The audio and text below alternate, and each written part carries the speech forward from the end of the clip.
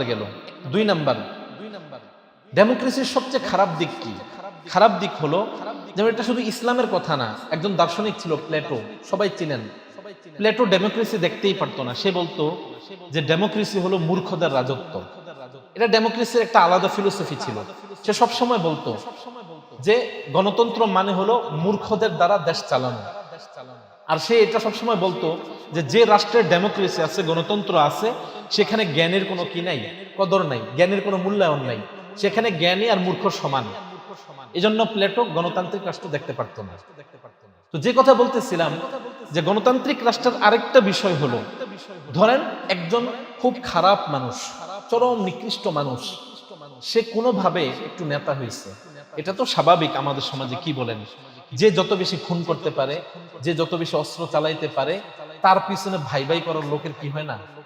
অভাব নাই। তাকে নেতা মানতেও মানুষ দ্বিধা করে না, না সাহস আছে, অস্ত্র চালাইতে পারে, খাইয়ে ফেলতে পারে। এটাই তো। এখন সমাজের মধ্যে যদি 100 জন লোক থাকে, 100 জনকে আল্লাহওয়ালা, 50 জন আল্লাহওয়ালা, আচ্ছা ভদ্র মানুষ, সৎ মানুষ কয়জন 100 জনের মধ্যে? 10 জন পাওয়াও কি হবে? মুশকিল হবে।